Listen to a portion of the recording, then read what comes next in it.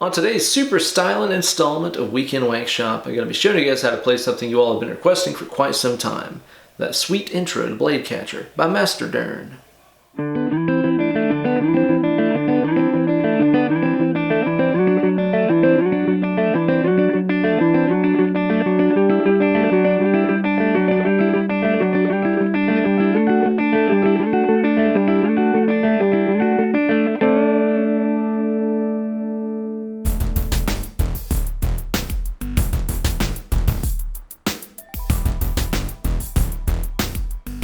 Well, hey there kids, and welcome to a very formal installment of Weekend Wankshop. Here with your best buddy, Uncle Ben.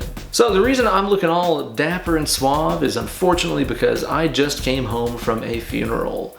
But the wank must go on, and today we're going to be talking about something you guys have been requesting for a long time, the super cool hybrid picked intro of Bladecatcher by Mastodon. It's a really great riff to learn if you're wanting to improve your hybrid picking skills using your middle and ring fingers as well as your pick. Features some cool sliding chord shapes going across the neck and your usual Mastodon open string magic.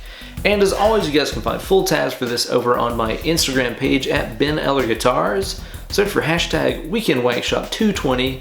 Find the tab, learn how to play it, then upload a video of yourself shredding through it along with the hashtag Weekend Wankshop. And don't forget, if you like what you see, to support my poor broke ass over on patreon.com. Follow the link in the video description to find my Patreon page. Thanks. Okay, so first things first, get your rig in the right tuning to play along here. As usual, Mastodon is tuned down one whole step, which is going to be DGCFAD. If you're playing like a Strat scale guitar like I am right now, I would suggest like a 10 through 46 or 52 set, and if you're playing like a Gibson scale guitar, maybe try a set of 11s to make that tension feel real good. Quick word before we start getting into how to actually play this thing. I want to talk to you guys about the picking hand magic that's going on right here. Now basically all the chord shapes that we're playing are based on the D, B, and high E strings, or C, A, and D. You'd know damn well what I mean. It's a free guitar lesson, don't complain too much. So whenever you're using your right hand on all these shapes right here, you're going to be doing downstrokes on your D string. Your middle finger is the one that's going to be plucking the B, and your ring finger is the one that's going to be responsible for plucking the high E on all of these shapes right here. So get used to kind of doing this sort of claw shape here. Downstrokes on the D. Again, it's only downstrokes. Middle finger on B, ring finger on high E. That's how you're going to play all of these shapes. So the first thing we're going to play here starts off by hitting the D on 2 and the B on 2. Notice that I'm using my middle finger to fret the D string. Your middle finger will never leave the D string the entire time you play through this intro. I'll explain that in a second here. But basically start off by hitting the D2, B2. Then you got to come up here a whole step to 4th D and 3rd B. So notice I kind of switched out here. I was using my ring finger whenever the notes were stacked up on the same frets. But whenever I move up to this position, I'm going to go from my ring finger to my first finger on the B string, okay? That way it's a fret lower than my central middle finger right here. So it kind of goes from being sort of a stacked shape to a staggered shape, where they're set apart by a fret. Now, whenever we get up into this new position of 4th D and 3rd B, I'm going to play the D, the B, the D, and then I'm going to hit the open high E, and then the open B string. So that means I got to take that finger off. Sometimes I see covers and tabs of this where people just hold that finger down the whole time. And it's like, that's close, but if you want to get it exactly right, be sure to always take that finger off of the B string for the very last note of each sequence. Okay? Play that 4 times in a row.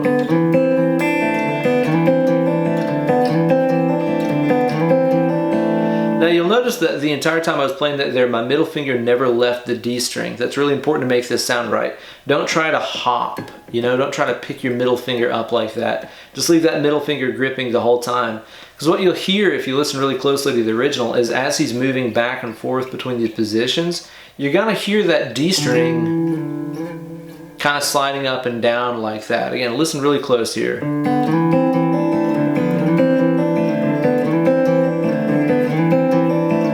Having that slide going up and down makes it sound exactly right. So be sure to leave that middle finger holding down. Now the next set of shapes that we're going to do here basically repeats the exact same idea, the same picking pattern, the same shifts, the same open string stuff. Only we're going to be starting from the 4th D, 3rd B position that we had a second ago. So we're going to hit D, then B. Then take this shape and move up one whole step. So I'm on the 6D, 5B, okay? Now I'm going to do the same thing we did before. I'm going to pluck D, B, D, high E open, and then that open B, which again involves taking that B string finger off, okay? Play that four times in a row. You're going from 4 and 3 to 6 and 5, okay?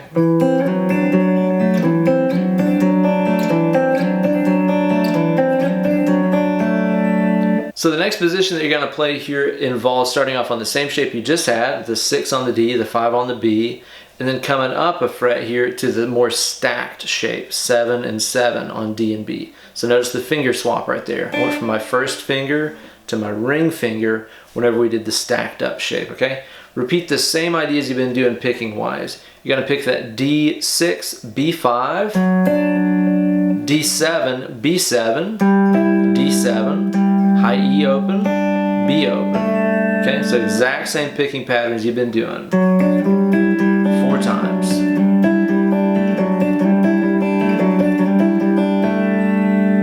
And then the last position we're going to do here goes from the 7 and 7 that you're on right now up to 9 and 9. So again, just 2 of those stacked shapes. Do the same stuff you've been doing. D, B, D, B, D, E, B. Okay, 4 times in a row.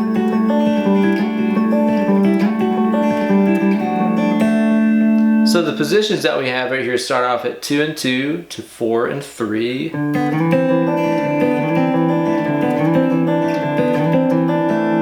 From 4 and 3 to 6 and 5.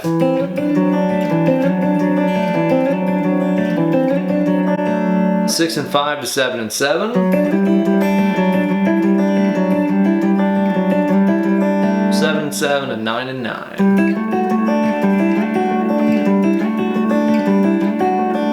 And then that very last gnarly bend that you hear whenever the distortion kicks in, sounds to me like he's hitting the 7th G, open B, open high E, and bending that G string up a whole step.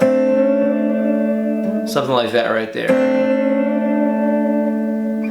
So part of what makes this sound so dang magical is that there's a second guitar doubling all of the fretted notes 1 octave higher. I'll put this on the tab and everything.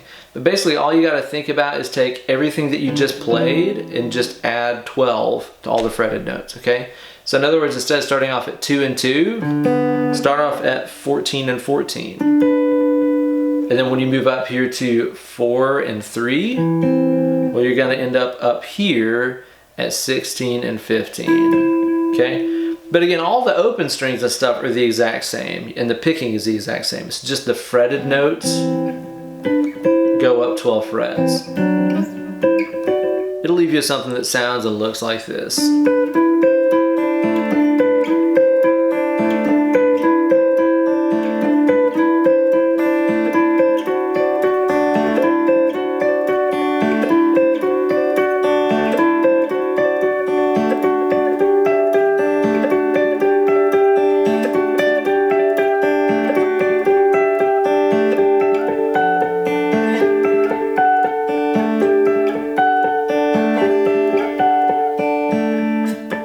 Thank you guys, as always, for watching this brand new installment of Weekend Wankshop. I really appreciate it. Be sure to like this video and subscribe to my channel for new lessons and videos every single doggone week. You all can follow me on Instagram at Ben Eller Guitars, or on Facebook at facebook.com/Uncle Ben Eller. If you like what you see, be sure to support me over on Patreon at patreon.com/Ben Eller Guitars. I would really appreciate it if you did. Thanks again for watching. Be sure to let me know in the comments below what other classic Mastodon riffs you guys like to see broken down on future installments of Weekend Wankshop.